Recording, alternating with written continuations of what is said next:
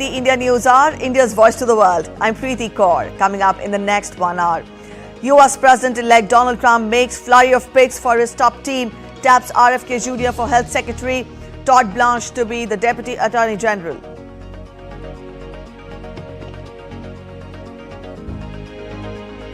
Elon Musk reportedly meets Iran's United Nations ambassador, meeting to diffuse tensions between Iran and the United States under Trump. Sri Lankan President Anura Kumara Dissanayke's party set for a landslide victory, garners 63% of the vote after more than half of the ballot counts. US President Joe Biden arrives in Peru for the APEC summit, set to hold talks with China's Xi Jinping to raise concerns over North Korean soldiers in Russia. India all set to take on South Africa at the fourth and final T20 International at the Wanderers today. India currently leads the series 2-1.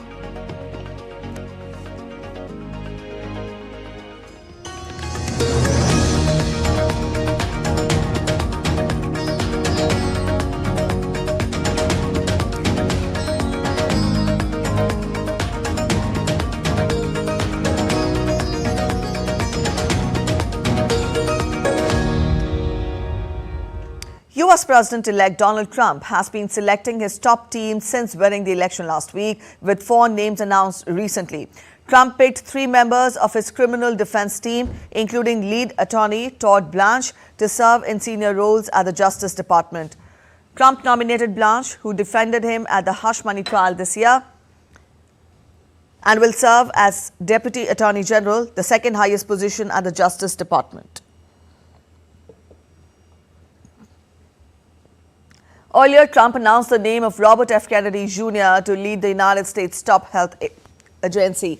In a post on X, Kennedy vowed to work to end chronic disease, clean up corruption, and provide Americans with data they need to make informed decisions, vowing to Trump that he would work to make America healthy again. Kennedy ran for the presidentship in this year's election as an independent before dropping out in August and endorsing Trump in exchange for a role in the Republican administration. Trump has also nominated former U.S. Securities and Exchange Commission Chairman Jay Clayton to serve as Manhattan's top federal prosecutor. Clayton, a lawyer at Sullivan and Cromwell who specializes in mergers and capital raising, is a political independent who developed a reputation while at the SEC for trying to forge consensus with the agency's Democratic commissioners. President-elect Donald Trump later announced that he plans to select North Dakota Governor Doug Burgum as his nominee to be the Secretary of the Department of the Interior. He has been North Dakota Governor for 2 times since 2016. He is a mature U.S. politician having a business background in software, real estate, and venture capital. Holding a master's degree in business administration from Stanford University Graduate School of Business, he is an old Trump ally. Elon Musk, the tech billionaire closely allied with US President-elect Donald Trump, met Iran's ambassador to the United Nations ostensibly in a bid to diffuse tensions between Tehran and Washington and find a solution of situation in the Middle East, especially Israel, Hamas and Hezbollah conflict. Now, according to the US-based newspaper, the New York Times report on Thursday, Musk met Ambassador Amir Saeed Iravani, and the Iranian sources described the meeting as positive. The two met for more than an hour at a secret location on Monday. The meeting has been kept secret by both sides. That has big repercussions on the ongoing conflict in the Middle East, with millions of Palestinians still being homeless and Gaza almost like a rubble area. Same is the situation becoming in Lebanon, especially in Beirut. The meeting offers an early indication that Trump is serious about diplomacy with Iran and not choosing the more hawkish approach favored by many conservatives in his Republican Party as well as Israel. Iranian President Masoud Pezeshkian, after assuming the responsibility, had indicated mending relations with the US and other Western nations. The meeting may also pave a way for Musk's reach to the Iranian people.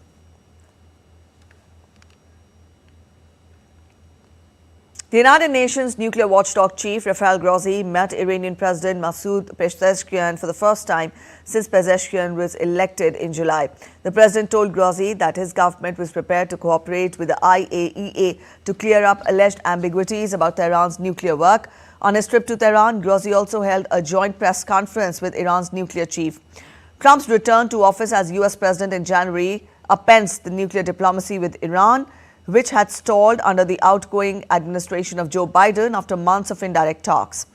During Trump's previous tenure, Washington dished a 2015 nuclear deal between Iran and 6 world powers that curbed Tehran's nuclear work in exchange for relief from international sanctions. Sri Lanka's ruling National People's Power has taken a huge lead as it heads towards a landslide victory. The leftist coalition had secured 107 seats out of 152 seats declared so far and has increased its vote share to 61% as compared to the September presidential election, where it had secured 42% of the votes. The coalition is poised to take a strong majority in the 225-member parliament. The votes secured by the opposition parties SJB of Sajid Premadasa and New Democratic Front, backed by former President Ranil Wickremesinghe, have been reduced to 18 and 4.5% respectively. Sri Lanka Podugana Peramuna, which has taken a landslide victory in the previous parliamentary elections, has been pushed to the 4th position with vote share reduced to 3%.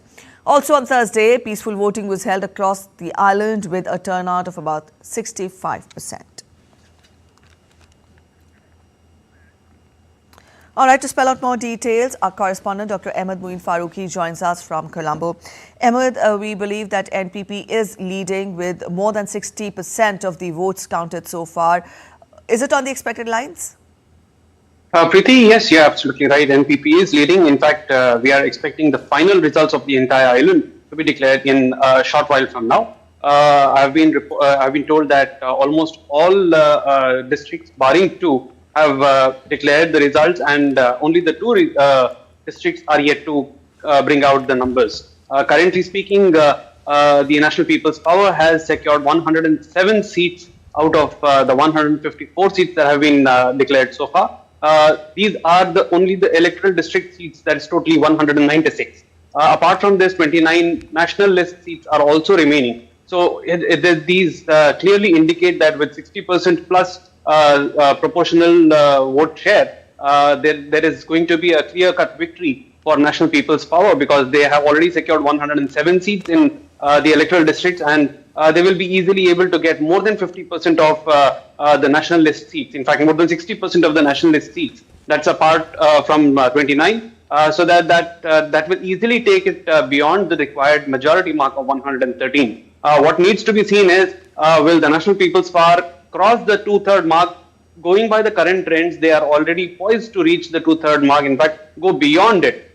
Yes, further, if you ask me if it was something on the expected lines, there were critics who were saying that it will be a little bit of a challenge, because President Dissanayake had secured only 42% vote share in the presidential elections. But seeing that people had gone ahead with the ideas which were proposed by President Disanayake's party, and this shows that the entire public was backing for a complete revamp and a complete change in the manner that the vote share has now jumped from 42% to about 62%, a major 20% gain. And this is something which is remarkable, because no other time has a single party alone managed to secure 2/3 kind of a majority ever in Sri Lankan parliamentary elections after 1977. 1977 was the time when 83% vote share was secured by a seat share was secured by the winning party, United National Party. But thereafter, no other single party could manage to secure this kind of a victory. And this is something which is historic for Sri Lanka as well. All right, yes. So this is historic for Sri Lanka. From here on, what are the challenges which Dissanayake would be facing? It would be tough to bring the country together, given the way, it hampered the economic development during the turmoil in 2022. Put all this together, what are the challenges that will be faced by Dissanayake and the new administration? Preeti, the first and the most important challenge right now is to plan out the economic trajectory for the coming 5 years. In fact, to begin with, for the next year itself, the budget needs to be presented, and there were several promises which were made by President Dissanayake, especially with regard to easing the austerity measures which were adopted by his predecessor. And that's something which will be a very big challenge, because they, on one hand, they have to go ahead with the IMF deal, and the conditions thereupon had imposed that government has to raise certain amount of revenues. The previous government had imposed several taxation reforms by bringing up the personal income tax levels as well as the indirect tax levels. Now, this is something where President Dissanayake has promised that he will ease these tax slabs and make it a little easier for the common man. Now, this is where people will be expecting that some major change will be brought about by the new government. Now, also that they are headed towards a majority, and in fact a strong majority. Now, this will be a very big challenge, and we need to see how they will plan it out. Secondly, they have to also plan out how they would go ahead empowering the industry in Sri Lanka, because that's one thing they have talked about, that the local industry needs to be given a major boost to increase the GDP of the country. So this is second task which they have to talk about. Thirdly, they also have to talk about bringing the differences away and uniting people across all ethnic lines. So this is these issues will definitely be among the major challenges which the new government, along with the new parliament, they will be facing now going forward. All right. So the final results will be announced in a short while from now. Till then, thank you so much, Ahmed, for joining in. We'll keep coming back to you again to get more once the final results are declared. So that was our correspondent, Dr. Ahmed Muin Farooqi, joining us from Sri Lanka, telling us more about the current electoral process there and the counting that is in progress there. Let's turn focus to other updates. United States President Joe Biden touched down in Peru for a curtain call with global leaders on Thursday at the Asia-Pacific Leaders Summit, where he will meet Chinese counterpart Xi Jinping. Joe Biden will meet Chinese President Xi Jinping at the Asia-Pacific Economic Cooperation Summit, that is APEC, marking the third in-person meeting between the two leaders. Biden will also hold private meetings with heads of Japan, South Korea and Brazil during the summits of APEC and G20 in Brazil. The two leaders previously met in Bali, Indonesia at the G20 summit in 2022 and again in California in 2023 during APEC. White House National Security Advisor Jake Sullivan confirmed the meeting during a briefing on Wednesday, describing it as an effort to responsibly manage the US-China competition and avoid escalation.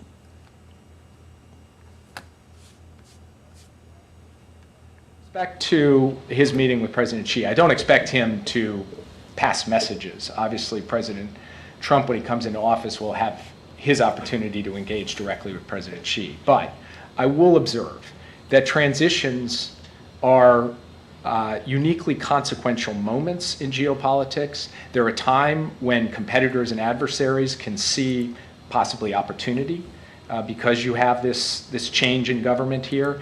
And so part of what President Biden will communicate is that we need to maintain stability, clarity, predictability through this transition between the United States and China.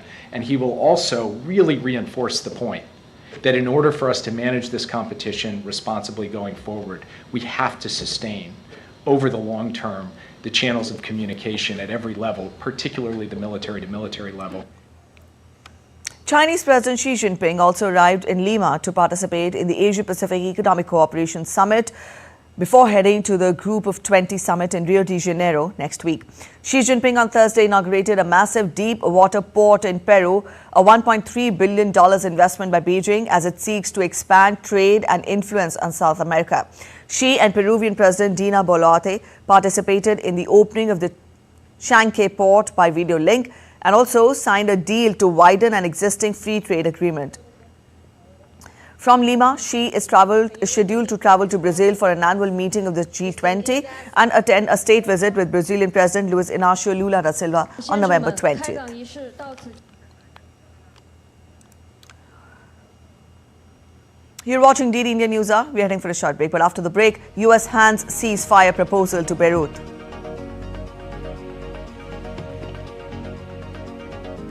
North Korea leader Kim orders mass production of suicide drones. Over 5,000 people protested against the inclusion of the Nemunas Dawn in Lithuania.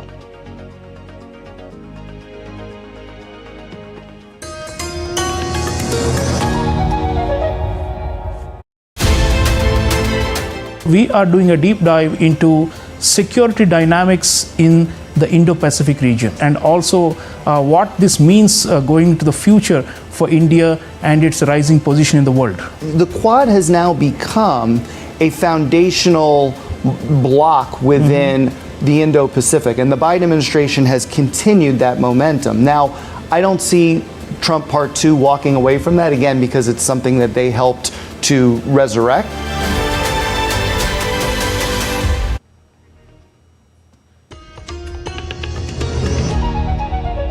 Welcome back after the break. You're watching DD India News Hour. India has appreciated the steps taken by United Nations Relief and Works Agency for Palestine refugees in the Near East to ensure transparency and adhering to UN standards.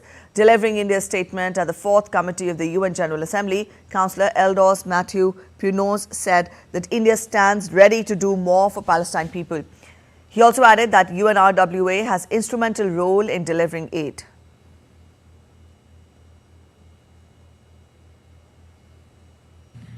People of Palestine are in dire need of humanitarian assistance. We have been calling for safe, timely, and unimpeded humanitarian supply to the affected population. As we have repeatedly demonstrated in the past, India stands ready to do more for the Palestinian people. We are committed to carrying out human-centric projects for the people of Palestine in diverse sectors. India hopes that UNRWA would be able to continue its instrumental role of delivering assistance to the people. The United States continued its diplomatic efforts to secure a ceasefire in Lebanon, with the U.S. ambassador to Lebanon submitting a draft truce proposal to Lebanon's Speaker of Parliament, Nabi Berri, on Thursday to halt fighting between armed group Hezbollah and Israel. Sources said that the draft was Washington's first written proposal to pause the conflict between Israel and Hezbollah in at least several weeks, adding that it was a draft to get observations from the Lebanese side. Israeli army continued its offensive on Hezbollah-controlled suburbs in Beirut's southern suburbs as well as in Syria. Israeli military claimed that they were targeting weapons, warehouses and other Hezbollah sites. Military spokesperson on Thursday said that they will attack any attempt to bring arms to Hezbollah from Syria. The statement came after Syria's state news agency reported an Israeli airstrike in Syria hitting a bridge near the border with northern Lebanon.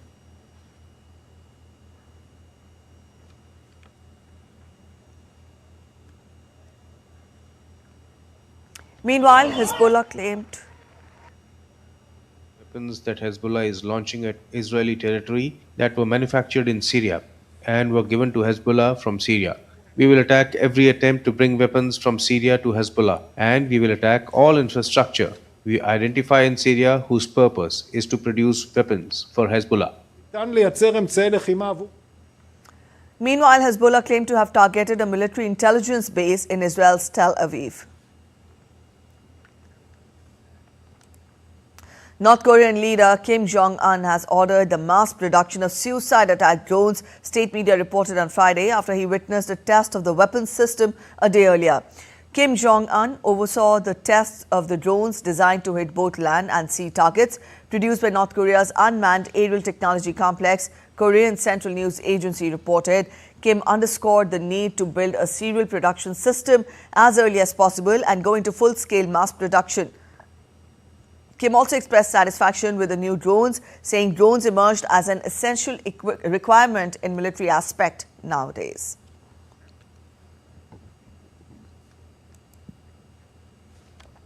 A Brazilian Supreme Court justice said the explosion outside the court in the capital Brasilia was the consequence of frequent far-right attacks and hate speech targeting the country's institutions. Justice Alexandre de Moraes said on Thursday that a suicide bomber who tried to get into the top court had intended to blow up the building.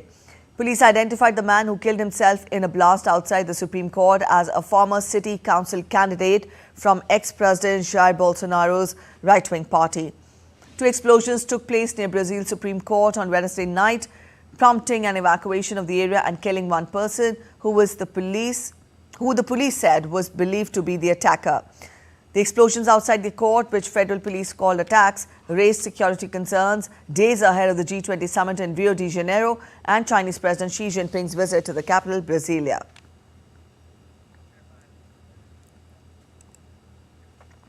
In Lithuania, over 5,000 people protested against the inclusion of the Nemunas Dawn, whose leader is currently on trial for anti-Semitic statements in the new ruling coalition.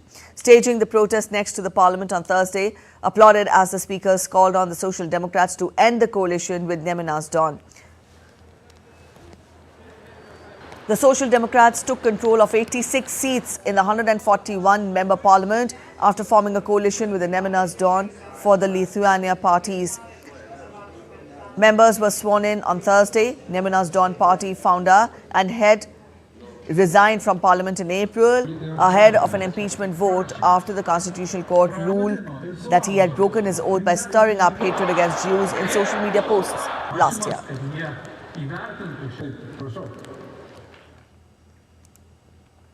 The bodies of 3 more victims were found on Thursday in Sinaloa. This is northern Mexico, the same day after the prosecutor's office of Sinaloa state said that it is investigating the killing of some 14 people. The Undersecretary of Public Security of the state, Leoncio Pedro Garcia, said that a report was made about 3 bodies located near a local cemetery. The bodies showed signs of violence and are yet to be identified. 100 more Mexican army troops arrived in the city on Wednesday night to reinforce security operation in the state. Mexico has suffered a recent wave of violence with hundreds killed in intra-cartel warfare in Sinaloa, as well as massacres in other states such as Querétaro, where 10 people were killed in a bar over the weekend.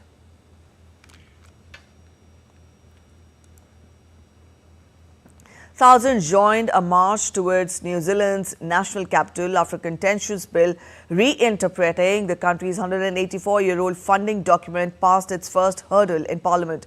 Several rallies protesting against the treaty's bill are being staged in the towns across the country as a 9-day march moves to Wellington. An estimated 10,000 people marched through Rotorua, which is about 400 kilometers north of Wellington. First signed in 1840 between the British Crown and more than 500 Maori chiefs, the treaty lays down how the 2 parties agree to govern, and the interpretation of the clauses in the document still guides legislation and policy today.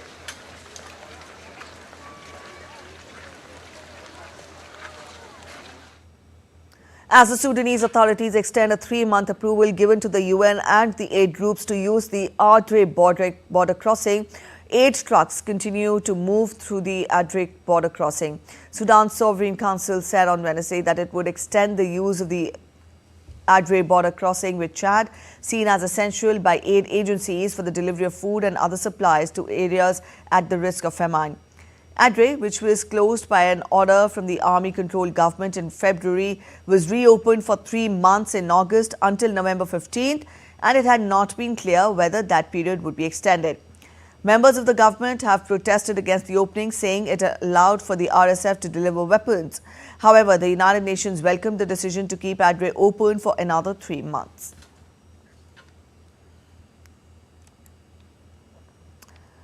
The Paris prosecutor requested a 5-year prison sentence and a 5-year ban from public office against far-right leader Marine Le Pen at a trial. Marine Le Pen and 24 others are accused of embezzling European Union funds. The trial, which comes almost a decade after initial investigations started, threatens to undermine her party's efforts to polish its image ahead of the 2027 presidential vote. On Wednesday, the Paris prosecutor requested a $316,860 fine, 5 years in prison, and an ineligibility sentence against Marine Le Pen with provisional execution. If the court finds her guilty on the charges with the provisional execution, Le Pen will not be able to run in elections even if she appeals the judgment. New York plans to revive a $9 congestion mitigation charge for driving in Manhattan starting in January that the state indefinitely put on hold earlier this year. New York City's congestion pricing program, the first of its kind in the United States, was initially to have charged a toll of $15 for passenger vehicles driving in Manhattan. Governor Kathy Hochul said that the new base charge for passenger vehicles will be $9, that is 40% less than initially announced. She said that the toll will support a $15 billion in-debt financing for mass transit movement. The Metropolitan Transportation Authority is expected to vote next week to approve the charge. The agency is finalizing the steps needed to complete the agreement to let the program take effect.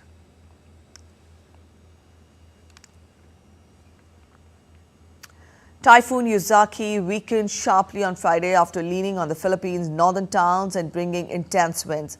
Philippine Meteorological Agency said that the storm had since weakened and is now headed towards Taiwan. Authorities brace for another typhoon, Manny, that could hit the capital Manila over the weekend. As per government data, over 24,000 people in the province of Cagayan have been evacuated. Yuzaki is the fifth typhoon to strike the Southeast Asian archipelago this month.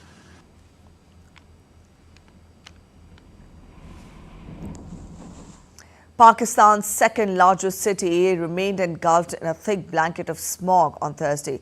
The havoc is prompting urgent calls for the government to take immediate action to reduce pollution and safeguard the well-being of its people. The air quality in Lahore has deteriorated so drastically that it now ranks as the most polluted city in the world, with live rankings by Swiss group IQ Air rated the city's air quality as hazardous, with the index 1,581 during the day.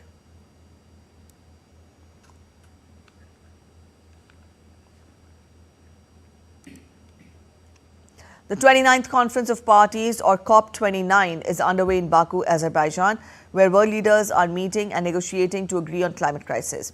On Thursday, the European Union said that countries at the COP29 climate summit were still way off on agreeing a collective target for financing the efforts to counter climate change. European Union negotiator Jacob Worksman said that the new collective quantified goal draft text was still too long to send the signals that are necessary. I've seen some versions of the outcome on the NCQG that have been no more than 1.5 or 2 pages in order to capture everything that we need to send the signals that are necessary under the new collective quantified goal.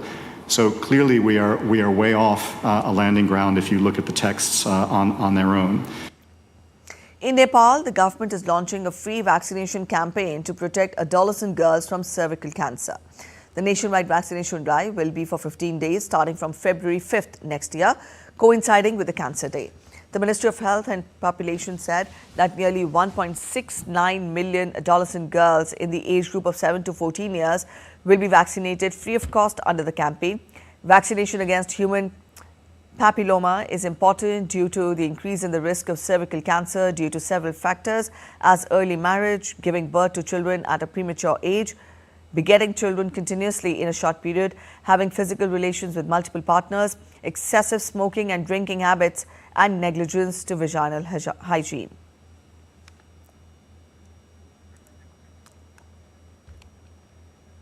You're watching DD Indian News. We're heading for a short break, but after the break, ahead of Prime Minister Narendra Modi's visit to Nigeria, we get to an exclusive conversation with the Indian High Commissioner to Nigeria.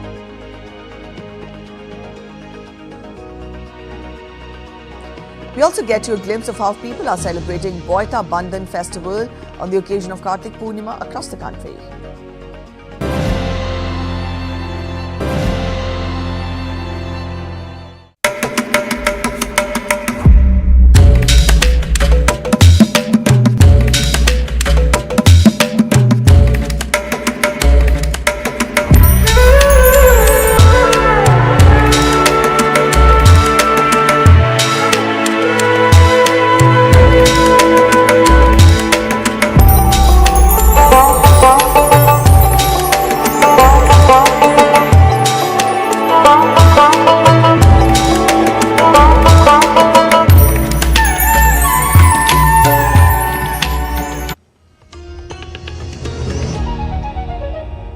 Welcome back after the break. You're watching DD Indian News Hour. A quick relook at the top stories now. US President-elect Donald Trump makes flurry of picks for his top team, taps RFK Jr. for Health Secretary, Todd Blanche to be the Deputy Attorney General. Elon Musk reportedly meets Iran's United Nations ambassador, meeting to diffuse tensions between Iran and the United States under Trump. Sri Lankan President Anura Kumara Dissanayke's party set for a landslide victory, garnered 63% of the vote after more than half of the ballot counts. US President Joe Biden arrives in Peru for the APEC summit, set to hold talks with China's Xi Jinping to raise concerns over North Korean soldiers in Russia. India all set to take on South Africa at the fourth and final T20 International at the Wanderers today. India currently leads the series 2-1.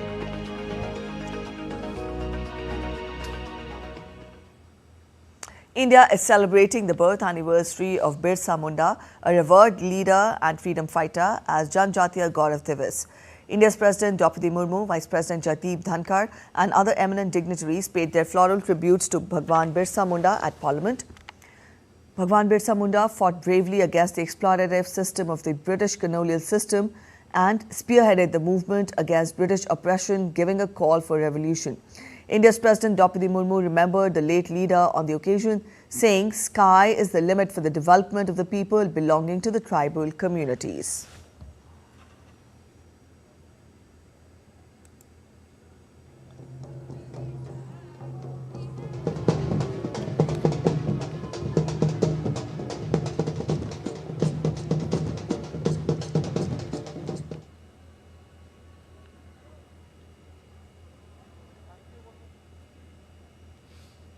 Many steps are being taken to make the people aware of the glorious contribution of the tribal communities. Museums are being built in various parts of the country in memory of tribal heroes. The Museum of Bhagwan Birsa Munda in Ranchi has become a site of pilgrimage. The museum named Janajatiya Darpan has also been developed in Rashtrapati Bhavan. To mark the commemoration of Janjatiya Gaurav Divas, Prime Minister Narendra Modi will visit Jamui in the Indian state of Bihar. This will also mark the beginning of the 150th birth anniversary celebrations of Bhagwan Birsa Munda. Prime Minister Narendra Modi will unveil a commemorative coin and postal stamp in the honor of Bhagwan Birsa Munda.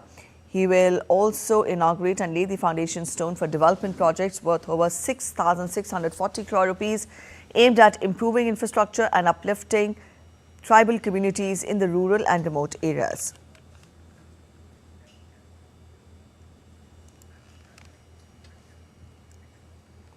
India's Prime Minister Narendra Modi will begin his three-nation visit to Nigeria, Brazil and Guyana from Saturday. Prime Minister will travel to Rio de Janeiro for 2 days on November 18th to attend the G20 summit, and the Prime Minister would also be visiting Nigeria, making it the first visit by a Prime Minister of India to the West African nation in 17 years.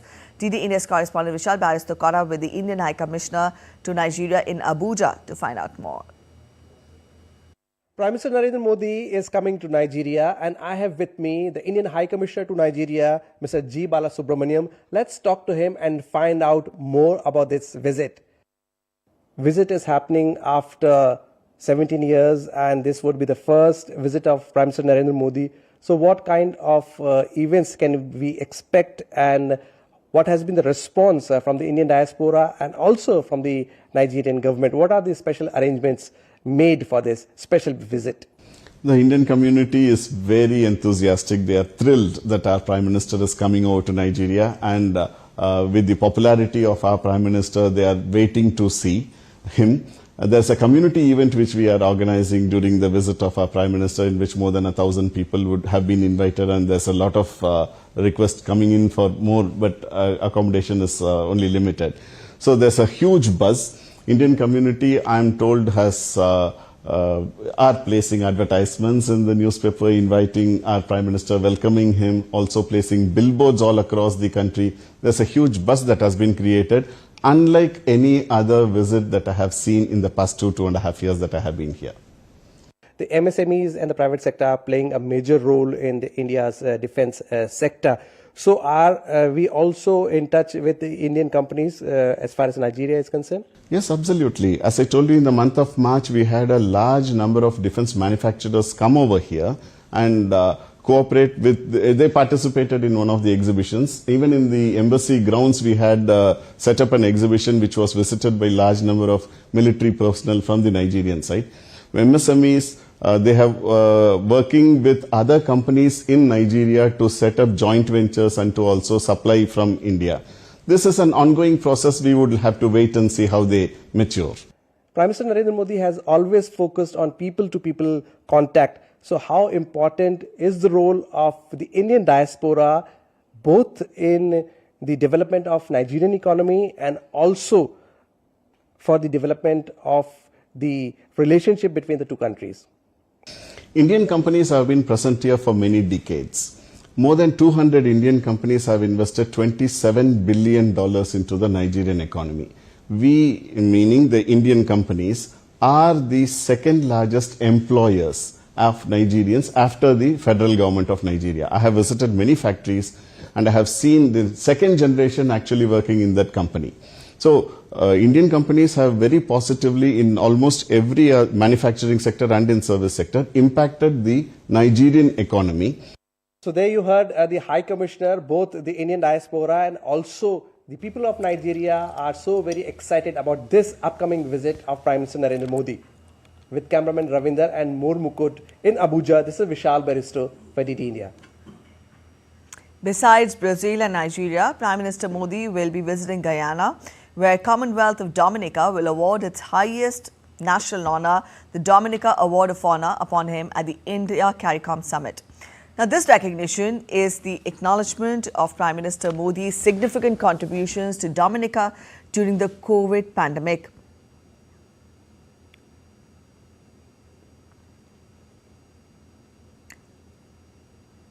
Also, this is in recognition to his efforts to enhance the bilateral relationship between India and Dominica. The award ceremony will occur at the India CARICOM Summit, which is scheduled for November 19th to 21st in Georgetown, Guyana, with President of Dominica, Sylvanie Burton, presiding over the event. In February 2021, the Indian government, under Prime Minister Modi's leadership, provided Dominica with 70,000 doses of the AstraZeneca COVID vaccine.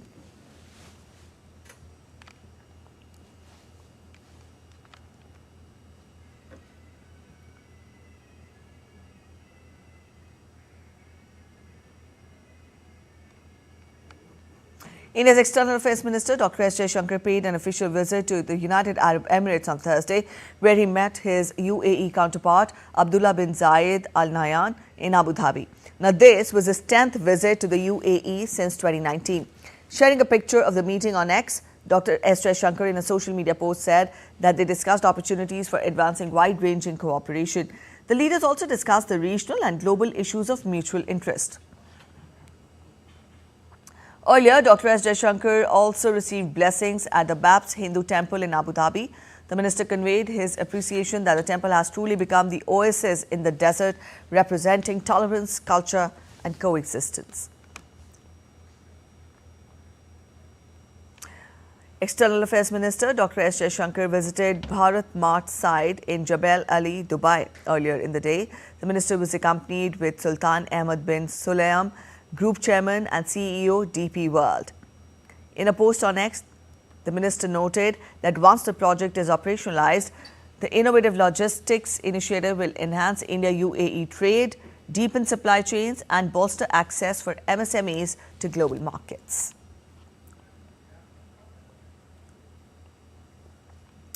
Western Australian Parliament felicitated the crew of Indian naval sailing vessel Tarini, which is undertaking a global circumnavigation expedition Navika Sagar Parikrama 2. The vessel has covered a distance of 4,900 nautical miles so far, crossing the equator on October 16th and the Tropic of Capricorn on October 27th, with Lieutenant Commanders Dilna K and Rupa A on board the ship.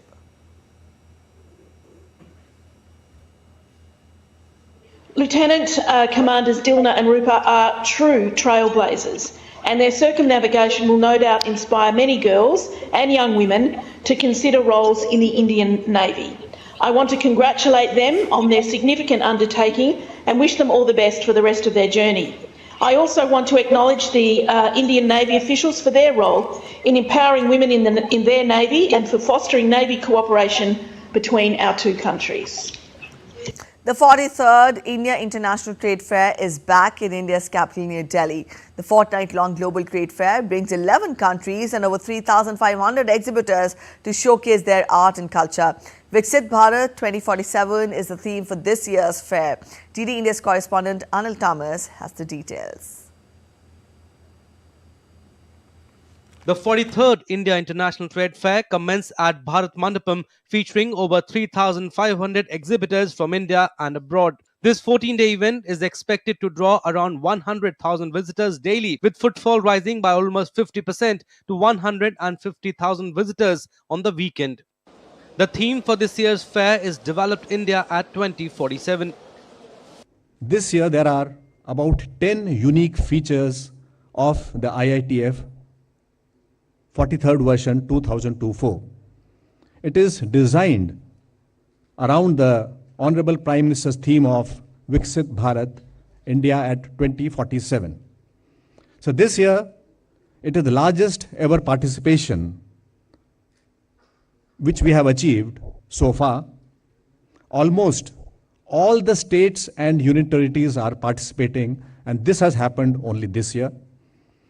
Apart from this, the Bharat Mandapam complex is fully made operational and fully utilized for IITF for the first time. The event will also see participation from 33 states and UTs and 49 central ministries. Bihar and Uttar Pradesh are the partner states, while Jharkhand is the focus state this year. 11 countries are also participating in the fair. The annual event of prestigious IITF has a great significance to show a diverse range of products, services and technology from India and the world. Jharkhand, the land of natural resources and tribals, is going to be part of the IITF scheduled this year at Pragati Maidan, New Delhi as a focus state. This year, Jharkhand is participating in the IITF to showcase its rich culture and heritage. It gives me immense pleasure to extend my invitation to all the visitors to visit Jharkhand Pavilion. The business days for IITF 2024 are scheduled from November 14th to 18th. Trade fair will be open for general public from November 19th to 27th. Anil Thomas, DD India, New Delhi. Guru Nanak Jayanti or Gurpurab is being celebrated with religious fervour across India and the world today. It marks the birth of the first Sikh Guru, Guru Nanak Dev Ji, who laid the foundation of Sikhism. This year marks the 555th birth anniversary of Guru Nanak Dev Ji. On this day, devotees around the world offer prayers. Prime Minister Narendra Modi extended his warm greetings on the occasion and said that the teachings of Shri Guru Nanak Dev Ji inspire us to further the spirit of compassion, kindness and humility.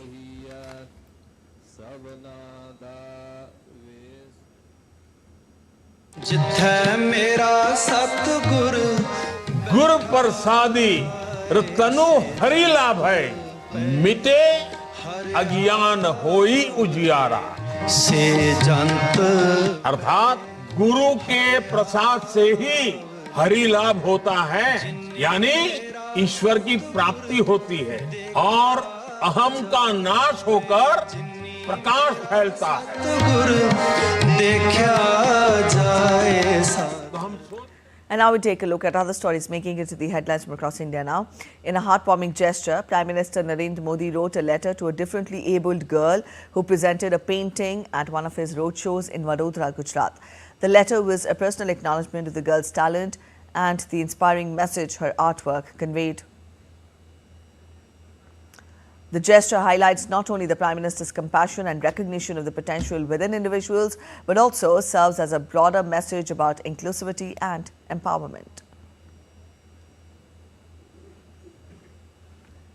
Devotees take holy dip on the occasion of Kartik Purnima. The festival, which falls on the full moon day of the Hindu month of Kartika, usually in November, it holds immense religious significance for Hindus across the country, and especially in Varanasi, where the Ganges is revered as a goddess. On the auspicious occasion of Kartik Purnima, celebration of marking the end of the monsoon season and the beginning of winter takes place. This festival holds immense cultural and historical significance and is one of the most cherished traditional celebrations of the state. People gather for feasts like folk dances like Chau, Sambalpuri and Gotipua, along with the playing of traditional instruments such as Mardala and Ghanta.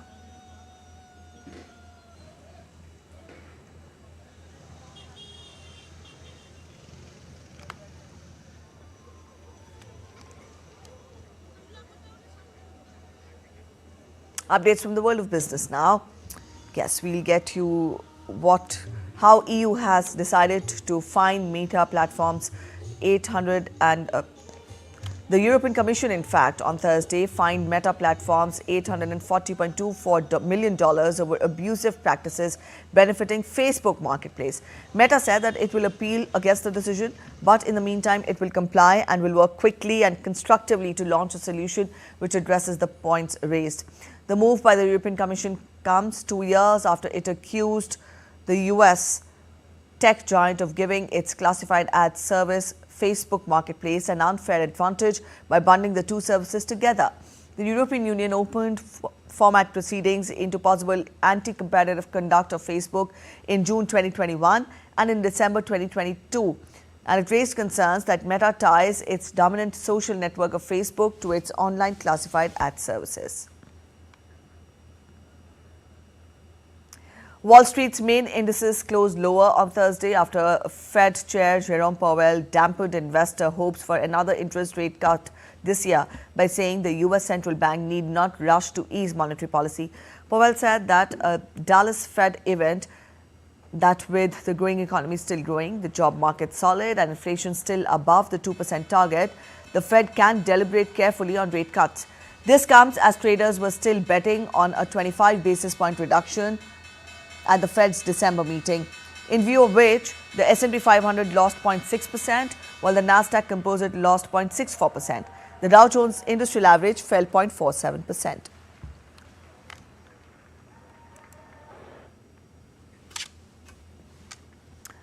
Asian equities climbed, aided by signs of stabilization in China's economy and a retreat in the dollar. Shares in the Hong Kong and Australia markets advanced following data that showed China recorded the highest retail sales growth in 8 months. Japanese benchmarks gained about 0.8%, supported by weakness in the yen. In a notable show of economic resilience, Japan's economy grew an annualized 0.9% in the July to September quarter, compared with an expected increase of 0.7%, but slower than the revised 2.2% growth of the previous quarter, the data showed. The slower growth highlights the frailty of Japan's economy, just as there is a growing risk of slowdown in the US and further weakness in China, which could weigh on the exports. Stronger than expected private consumption, however, supports the central bank's forecast of a solid recovery driven by higher wages and consumption, helping inflation sustainably hit its 2% target and justifying higher interest rates. Britain's Labour government on Thursday announced reforms to its financial sector in a bid to grow the economy, including a plan to allow greater risk-taking. In her first Mansion House speech, Finance Minister Rachel Reeves announced plans to modernize the Financial Ombudsman Service, which deals with complaints between consumers and firms. Later on Wednesday, she announced plans to create mega pension funds, potentially boosting investment in the country by around $104 billion in a move that mirrored the schemes in Australia and Canada. Reeves used her Mansion House address to say that measures brought in since the 2008 global financial crisis to eliminate risk have had unintended consequences in holding back growth. Up next, we get you sports updates. Talking of cricket, Team India is all set to take on South Africa in the fourth and final T20 International at the Wanderers today. India, who currently leads the series 2-1, also witnessed the emergence of a promising and sensational player, Tilak Verma, who hit his maiden T20 International century in the third T20 International. Our next report gives you a glimpse on India's sensational performance at the ongoing series ahead of the final decider clash. In a much-needed comeback victory, India defeated South Africa by 11 runs to lead the ongoing 4-match T20 series by 2-1 at Centurion. In what could be one of the best team performances with an all-round effort, the young legs played crucial role. One such player is Tilak Varma, who notched up his maiden T20I century. The left-hander got to the triple-figure mark in 51 balls. His innings included 8 fours and 7 sixes, helped India reach 219 for a loss of 6 wickets at the end of 20 overs. Praising the all-round performance of the team, BCCI's Honorary Secretary Jay Shah said, "A fantastic comeback by the young brigade as they defeated the Proteas to take a lead in the series. A special mention to the two talented youngsters, Abhi Sharma and Tilak Varma, for such a fantastic display of ball striking, and Arshdeep Singh, who's beautifully leading the pack of bowlers at this young age. Wishing the team the best as they proceed to Johannesburg for the final match of the series." Tilak Varma joined forces with Abhishek Sharma to put together a stupendous 117-run partnership. Abhishek's 25-ball 50 showed plenty of power hitting in the power play itself. With this, the Hyderabad batter became the 12th Indian player to score a T20I century and the 3rd this year, following in the footsteps of Samson and Abhishek. Tilak also became the 2nd youngest Indian to score a T20I 100 after Yashasvi Jaiswal. Confident Team India is all set to take on South Africa in 4th and final T20I at the Wanderers Stadium on Friday, the 14th of November. Sports Desk, DD India. Taylor Fritz has moved closer to the semis of season-ending ATP finals after beating Alex de Minaur for 5-7, 6-4, 6-3 in their last group game on Thursday. The match also marked the first time a deciding set was played at this year's tournament, as Fritz bounced back from a set down with a dominant display in the second set and third set. US Open runner-up Fritz can qualify for the Final Four if Sinner takes a set in the match against Medvedev. However, the American will be eliminated if Medvedev beats Sinner in straight sets. In Tamil Nadu, devotees thronged to witness the Mutalamanan Temple Car Festival at Kalilupatti in Madurai district. The event witnessed enthusiastic young men pulling the car with spiritual fervor. This vibrant and spiritual festival dedicated to deity Muthalaman is a grand display of devotion, tradition and community celebration.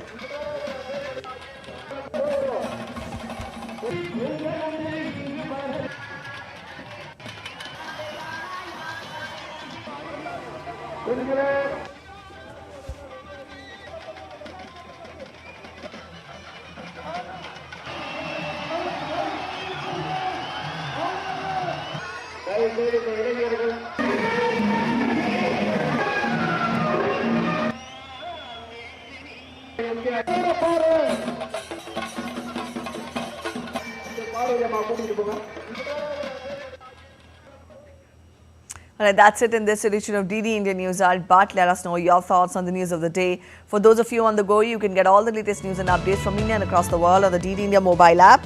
This app is available on both Android and iOS platforms, and you can scan the QR code to download the apps now.